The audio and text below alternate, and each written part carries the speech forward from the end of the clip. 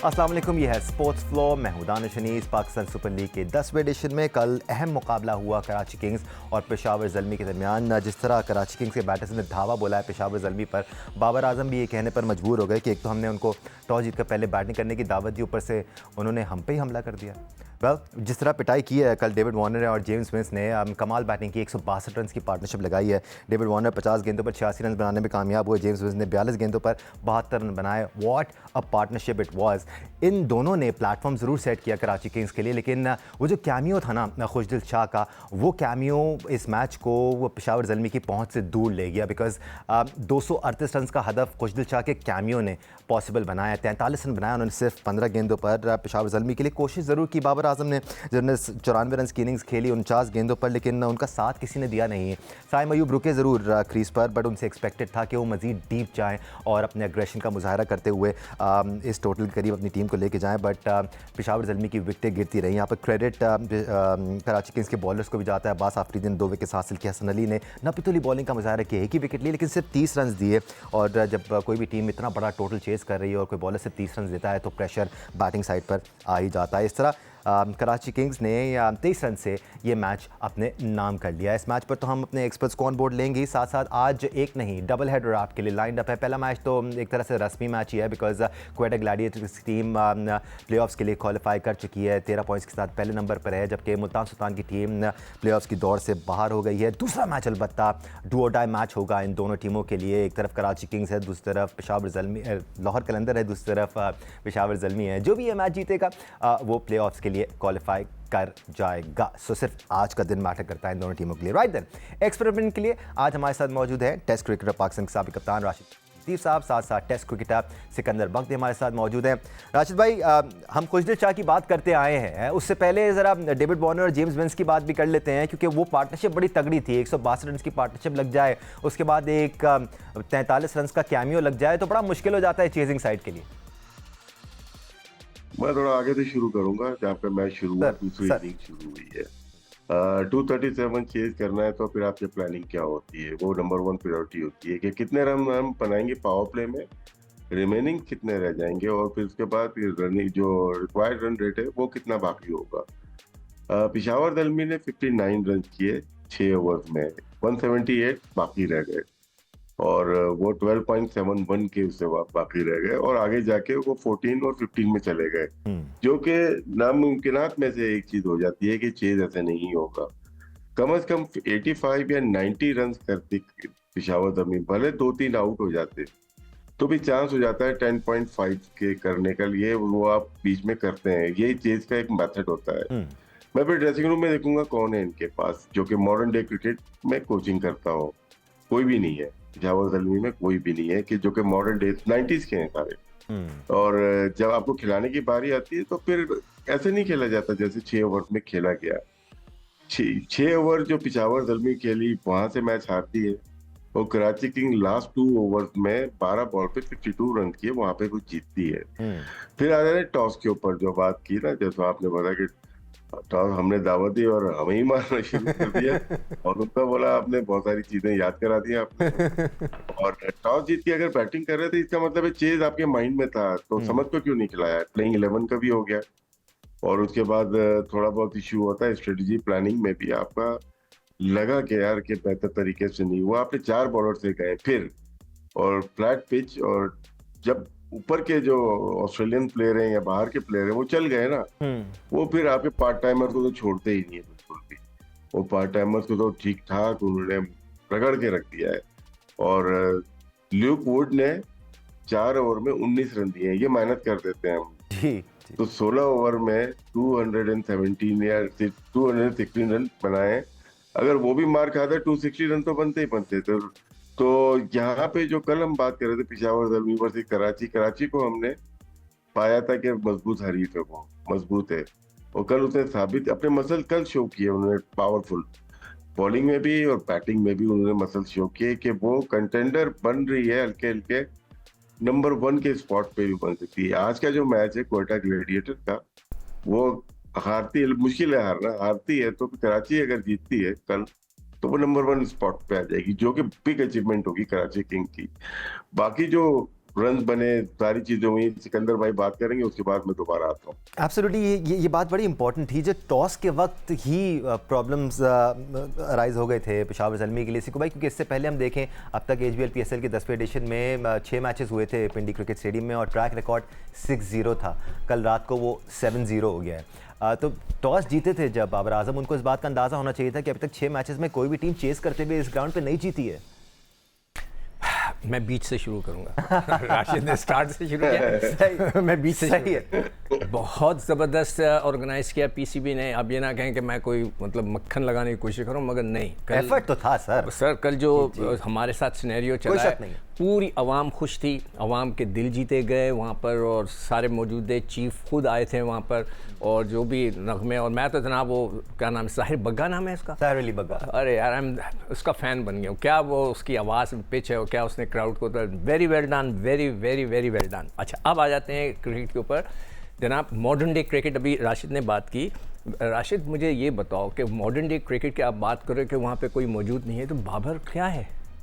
बाबर तो पाकिस्तान टीम का कैप्टन चला आ रहा है पिछले 5 सालों से, और हम यही रोना यहाँ बैठ के रोते रहे हैं कि उसको कप्तानी करने नहीं आती, स्ट्रेटजी बनाने। मैं बता देता हूँ सिक्कू भाई, आपको मैं बता देता हूँ। अभी जो एयरफोर्स का अटैक हुआ है ना, उसमें हर कोई पायलट का नाम ले रहा है, आप कप्तान का नाम ले। नीचे जो टीम काम कर रही है, स्ट्रेटेजी वो बनाती है, वो गाइड करती है आपको। और इसी तरह क्रिकेट में या किसी भी स्पोर्ट्स में गलती तो है, जो टॉस जीत के सारी चीजें, वो मैं उससे कर नहीं रहा, लेकिन उसके बगैर 10 लोग इस मकसद के लिए हैं कि बाबर को सपोर्ट करें। जी एब्सोल्युटली, 10 लोग हैं, तो वो अगर सपोर्ट नहीं कर रहे और 90s के लोग हैं, तो इस पे रिव्यू करना चाहिए। मेरा ये मकसद है। वो बाबर ने तो 4 साल में प्रूव नहीं किया। एक और चीज भी आप अपने दिमाग में रख लें कि देखें 49 बॉल्स पे 94 रन एक प्लेयर बनाता है, अगर उसको सपोर्ट नहीं मिल रहा, और प्लेयर्स हैं जिस स्टाइल ऑफ प्ले की बात कर रहे हैं राशिद भाई, साइम था ऊपर, मोहम्मद हारिस था ऊपर, इन दोनों को ऊपर इसलिए भेजा गया ताकि ये तेज खेलते। शायद मैं हर प्रोग्राम में ये कह रहा हूँ कि ये जो 10 लोग बैठे हैं ना, वो किस काम के।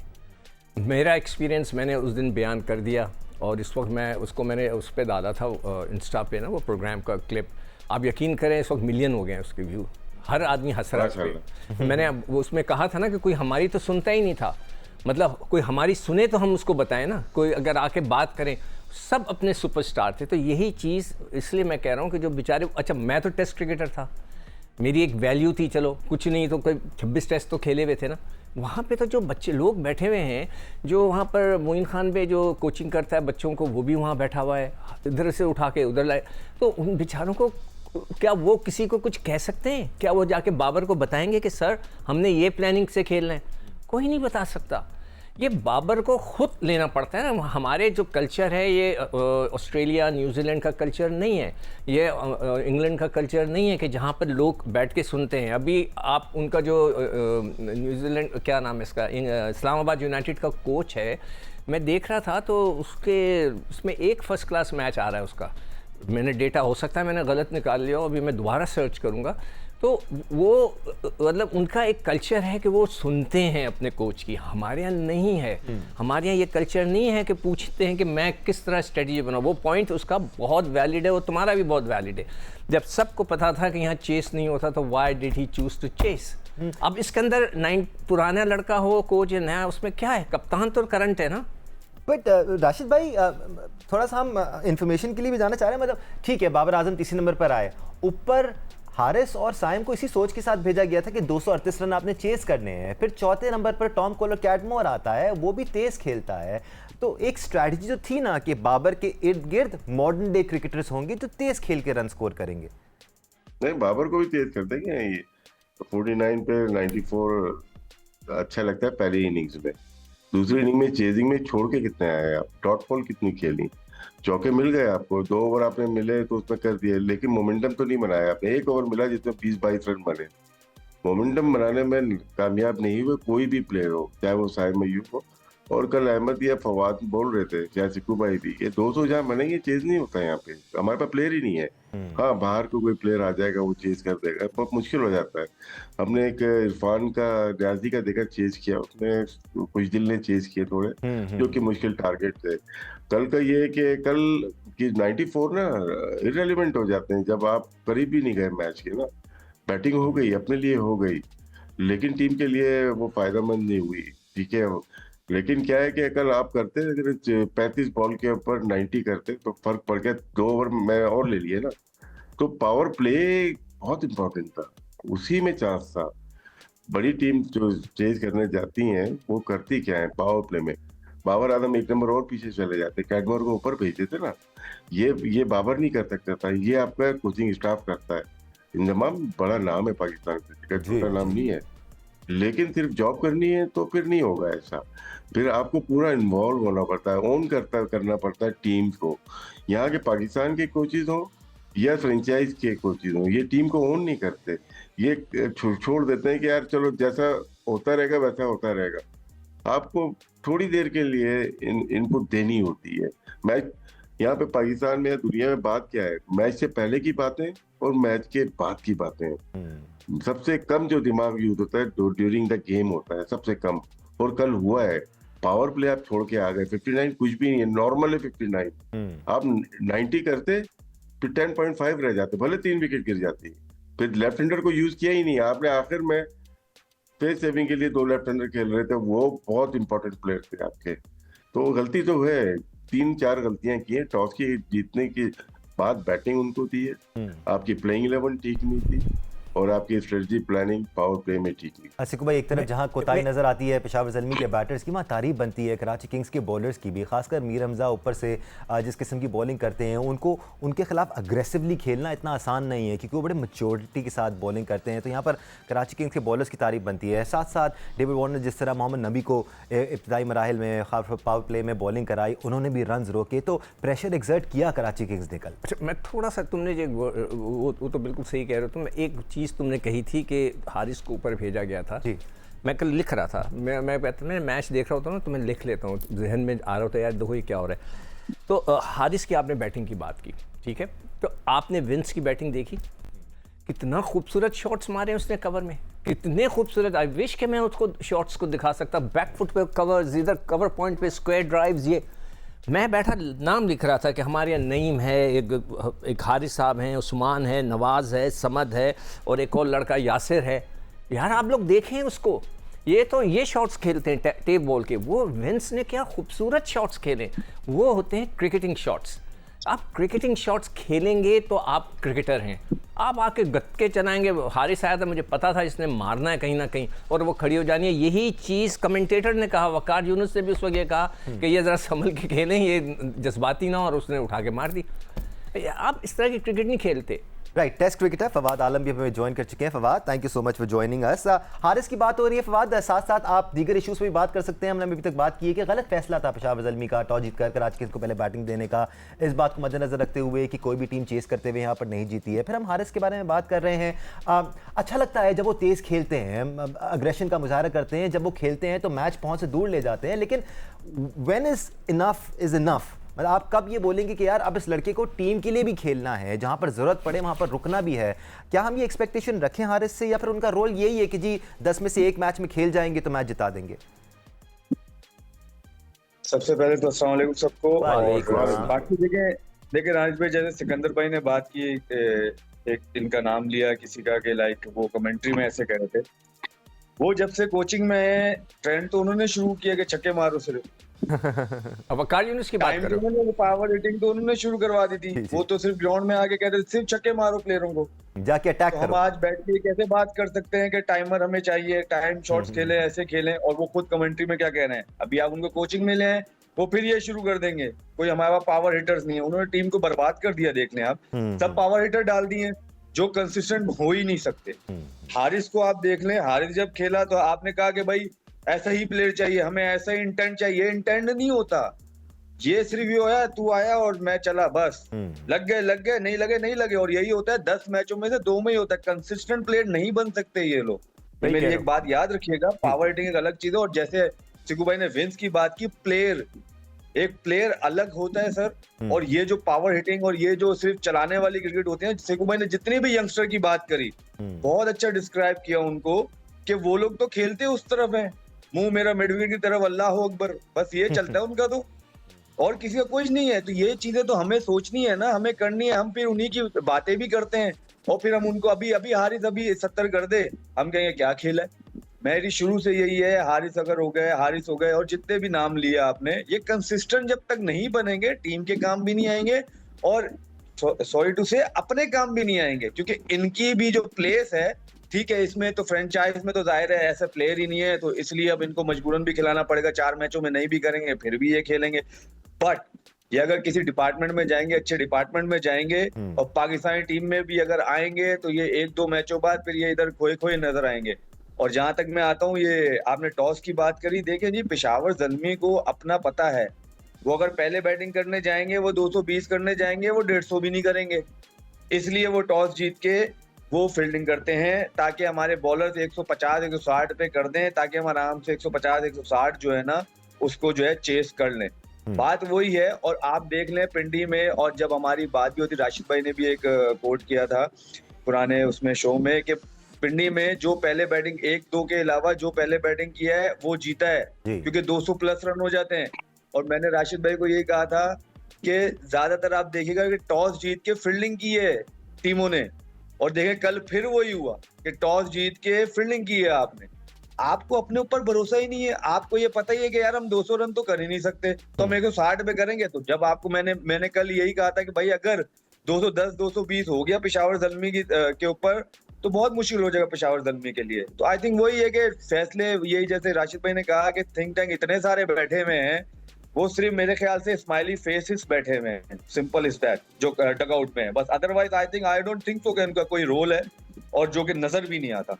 राइट देन, आज बहुत बड़ा मैच होने जा रहा है पेशावर ज़ल्मी और लाहौर टीमों के दरमियान। It's a do or die match for both the teams. जो भी टीम ये मैच जीतेगी वो सीधा प्लेऑफ्स के लिए क्वालिफाई करेगी और दूसरी टीम के लिए इस साल तक का सफ़र ख़त्म हो जाएगा। डू और डाई मैच खेला जाने वाला है लाहौर कलंदर और पेशावर ज़ल्मी की टीमों के दरमियान। कल पेशावर ज़ल्मी को शिकस्त हुई और आज उनके पास, और इनफैक्ट इवन लाहौर कलंदर के पास आखिरी मौका है कि वो प्लेऑफ्स के लिए क्वालिफाई कर चुके हैं। सिंपल सा साइंस है, जो भी टीम मैच जीतेगी वो प्लेऑफ के लिए क्वालिफाई कर जाएगी। इससे पहले कि हम अपने एक्सपर्ट की तरफ बढ़ें, ज़रा लाहौर कलंदर का रिवाइज्ड स्क्वाड देख लेते हैं। कुछ की प्लेयर्स मिसिंग हैं यहाँ पर।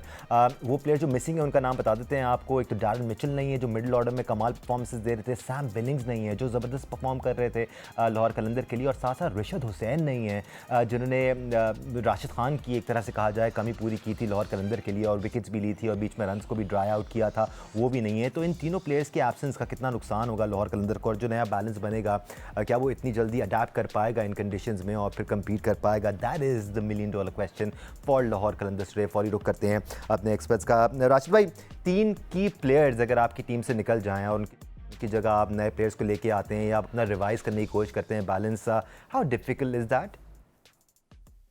ये मुश्किल हो जाता है। एक टीम बनी होती है सीजन के लिए और वो अच्छा परफॉर्म कर रहे होते हैं, specially middle order. Sam Billings हो जाए, टैरल मिचेल हो गए, सिकंदर हो गए, अच्छा करते हुए आ रहे थे।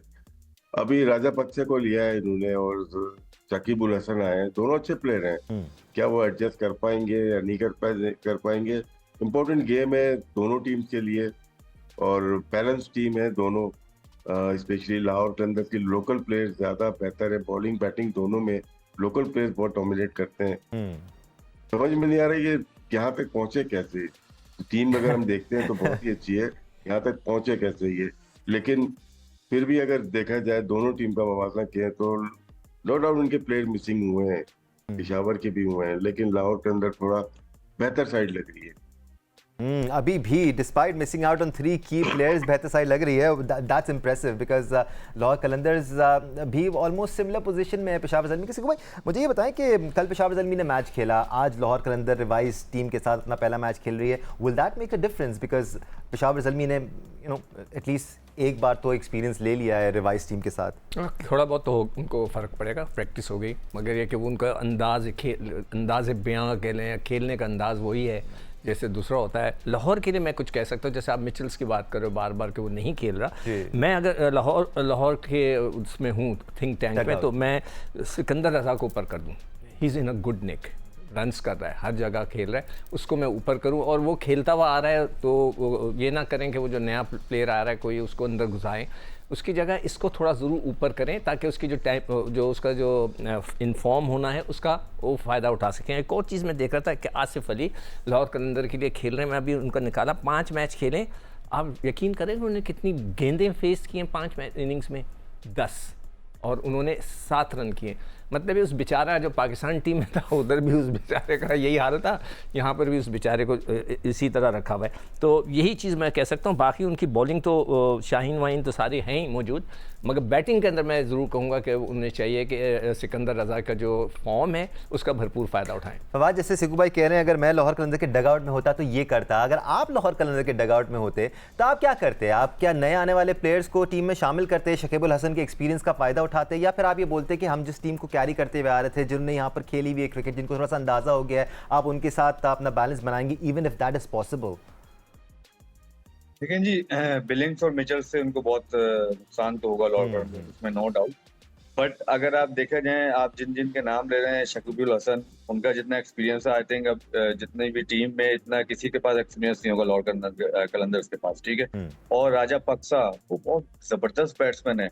और देखें जो कंडीशन बांग्लादेश में और जो कंडीशन जो श्रीलंका में होती है, काइंड ऑफ वो पाकिस्तान से मिली जुली ही होती है, इतना ज़्यादा डिफरेंस नहीं होता। और एक बड़ा मैच है उनके लिए, क्योंकि डू एंड डाई सिचुएशन उनके लिए, अगर वो क्वालिफाई उन्होंने करना है। ये दोनों ऐसे प्लेयर हैं, क्योंकि शाकिब की तो आपको पता है बॉलिंग, उनको बहुत एडवांटेज मिल जाएगा लाहौर कलंदर को बॉलिंग से, ठीक है, उसके बाद उनकी बैटिंग से। और फिर आपके पास डगआउट में ऐसा प्लेयर होना भी चाहिए जो उसका जो है, आप उसको उसके जगह उसको खिला सको। शकीबुल हसन को रखें और पूरे डगआउट को रखें। तो आई डोंट थिंक सो कि एज अ कैप्टन मैं भी होऊंगा तो मैं किसी और के साथ जाऊंगा, मैं शाकिब के साथ ही जाऊंगा। और राजा पक्सा का भी जो है, तो राजा पक्सा के साथ ही जाना चाहिए। जैसे आसिफ अली की बात करी सिकू भाई ने, बेचारा बनाया माशाल्लाह, वो बेचारा पाकिस्तान से कुछ 60 से 70 मैच खेल गया है माशाल्लाह। उस बेचारे का तो नहीं कसूर था, इसलिए मैं कह रहा हूं। माशाल्लाह बेचारा बन के 60-70 मैच माशाल्लाह खेल गए हैं, और 1-2 के अलावा कुछ परफॉर्मेंस नहीं है। लेकिन ऐसे बेचारे हो तो उस बेचारे कैटेगरी में मैं भी शामिल होना चाहूंगा। नहीं, आप तो वो वाले बेचारे हैं जिनको कम खिलाया जाता था, लेकिन फिर भी परफॉर्म करते थे। एक वक्त में ये भी बेचारा था। अहमद बेचारा इसलिए भी कहा जा रहा है बिकॉज वही हम जो इरफान नियाजी के लिए बात करते हैं ना, कि एक बैटर अगर आपके बॉलर से नीचे आ रहा है तो फिर उसके साथ ज्यादती है। आसिफ अली के साथ भी हमने यही ज्यादती होती हुई देखी कि वो 6-7वें नंबर पे आता था, अगर मौका भी होता था उसको पहले भेजने का तो नहीं भेजा जाता था, उसको सिर्फ 1-2 ओवर्स के लिए भेजा जाता था। तो फिर एक प्लेयर के साथ ज्यादती तो हो जाती है जी, लेकिन प्लेयर्स पे जबरदस्ती भी नहीं होती है। प्लेयर से पूछा जाता है कि यार ये आपका रोल है, ये आपको देने लगे हैं, क्या आप इस पे एग्री करते हैं? वो पहले शुरू में तो एग्री कर जाते हैं, जब उन पे क्रिटिसिज्म होने लग जाता है वो कहते हैं हमारे पास तो बॉल ही 4 बचते हैं। आप देख ले, सारे प्लेयर पहले एग्री करते हैं, चाहे वो इफ्तिखार है, चाहे आसिफ है, चाहे खुशदिल है। फिर वो एंड में कहते हैं यार हमें तो बारी नहीं मिली, 70 मैच खेल के बारी नहीं मिली। अहमद, अच्छा, लेकिन मुझे एक बात और भी बताइएगा साथ साथ कि क्या चॉइस होती है एक प्लेयर के पास? मतलब एक यंग प्लेयर होगा, वो मना करेगा नहीं भाई मैं इस जगह नहीं खेलना चाहता, फिर वो आउटकास्ट बन जाएगा, फिर शायद वो अहमद शहजाद बन जाएगा। वो फखर जमान के पास तो चॉइस थी ना। वो तो यंग नहीं थे। वो भी तो चौथे पे खेल के कह रहे हैं ना, सारी जिंदगी यही कहते रहे नहीं रिजवान और बाबर ठीक है, हालांकि मुल्क को नुकसान होता रहा। तो चॉइस कईयों के पास होती है, कईयों के पास नहीं होती है। और बिल्कुल ठीक है, अपॉर्चुनिटी मिली है, आप ये करके आपने 1-2 दफा दिखाया, ये आपका रोल था, तो जबरदस्ती कोई भी नहीं करता। मेरे ख्याल से बहुत लंबा खिला गए कुछ प्लेयर्स को, जिस तरह फाद बोल रहा है ना, बहुत लंबा खिला गए। और जहां तक लाहौर कलंदर की बात है, देखें एक स्ट्रॉन्ग टीम लगी और बीच में आके पैचेस में उन्होंने अच्छा खेला और पैचेस में बहुत गंदा खेला, जिसकी वजह से वो जो है उस तरह जो हम सोच रहे थे कि पहले दूसरे पे फिनिश करेगी, वो नहीं कर पाया। फिर उनके साथ थोड़ी सी ज्यादती हुई है। सबसे ज्यादा अगर मुल्तान सुल्तान और पेशावर ज़ल्मी के मैच का किसी टीम को फर्क पड़ा है ना, वो लाहौर कलंदर को बहुत ज्यादा पड़ा है, क्योंकि वो ये मैच जो था उसको बहुत डेंट डाल गया। अब ये टाइम आ गया बदला लेने का लाहौर कलंदर का। जिस तरह उन्होंने बोला था शायद उनके कप्तान ने लाहौर कलंदर में कि सेमीफाइनल में मिलते हैं, तो सेमीफाइनल में मिलने के लिए सेमीफाइनल में पहुंचना जरूरी है, लेकिन बड़ी तो बहुत ट्रोलिंग होगी और उसके लिए ये मैच जीतना भी जरूरी है। तो ये मैच लाहौर कलंदर बड़ा लग के खेलने वाला है, देखते हैं वो कैसे खेलते हैं कैसे नहीं खेलते। लेकिन जहां तक इस मैच की जो लाहौर और पेशावर का मैच होने वाला ना, ये मैच देखने का मजा जरूर आएगा। होपफुली लोग एंटरटेन हो और मजा आए देखने का जो भी मैच हुआ है। मेरे ख्याल से जिस तरह राशिद भाई ने बोला है, लाहौर का पलड़ा बिल्कुल भारी है और मुझे लगता है कि टू बी रियली फेयर जीतना भी लाहौर को चाहिए, बिकॉज लाहौर ने पेशावर ज़ल्मी से अच्छे तरीके से क्रिकेट खेली है, टूर्नामेंट खेला है और उसके साथ जीता भी है, हारा भी है, लेकिन अपनी गलतियों से जीत के अच्छे तरीके से आगे बढ़ रहा है। होपफुली हम लाहौर कलंदर की जो टीम है इनको सेमीफाइनल में देख सकें, क्योंकि ये लोग डिजर्व करते हैं।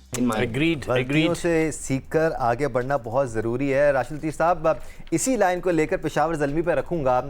देखा जाए तो पेशावर ज़ल्मी को कल मैच खेलने का फ़ायदा होना चाहिए आज। They should feel more confident until unless they shoot themselves in the foot और वो एक बार फिर टॉस जीतकर बैटिंग करने की दावत दूसरी टीम को दे दें, ये जानते हुए कि यहाँ पर 7-0 का रिकॉर्ड है।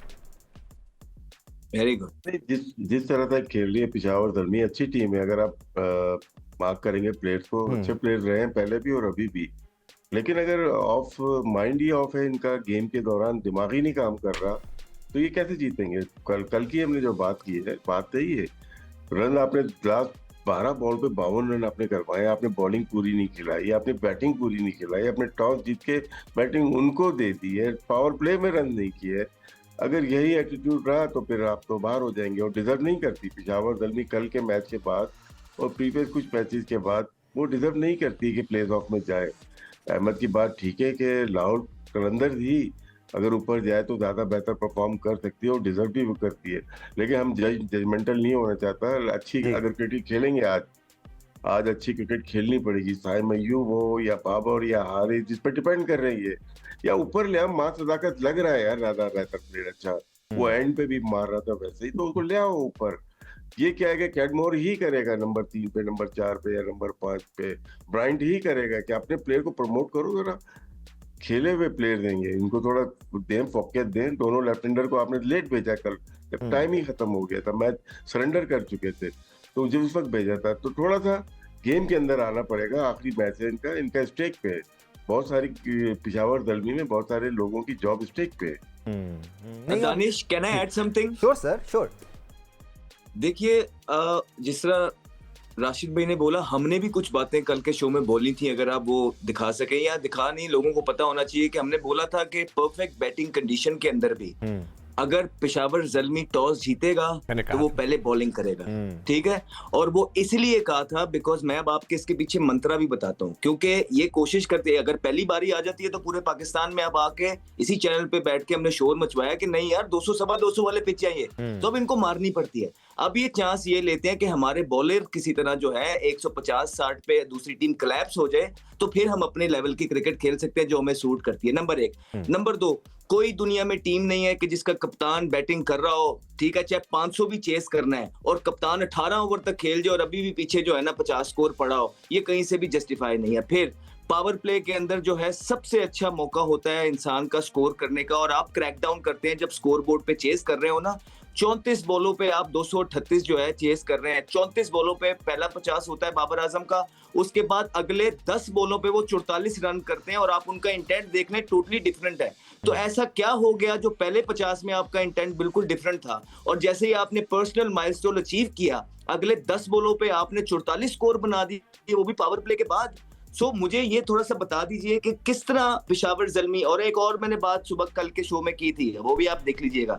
मैंने बोला था कराची किंग्स और पेशावर ज़ल्मी से जो कप्तान सेल्फलेस खेलेगा, प्लान बनाएगा, वो जीत जाएगा। और आप उठा के सारी मैच को इच्ची बिच्ची देख लीजिए कि क्या डेविड वार्नर की टीम सेल्फलेस खेली है या पेशावर ज़ल्मी की टीम जो है सेल्फलेस खेली है, आपको उसका जवाब खुद ही मिल जाएगा। Right ladies and gentleman, this is about it. आज डू और डाई मैच होने वाला है, is going to be very interesting. तमाम तर नज़रें पाकिस्तान सुपर लीग के 10वें एडिशन पर हैं, and the action is back on. Ahmed Shehzad, Fawad Alam, Rashid Latif साहब, सिकंदर बख्श साहब, सबका बहुत शुक्रिया हमें ज्वाइन करने के लिए। आपका शुक्रिया देखने के लिए। Enjoy the match today.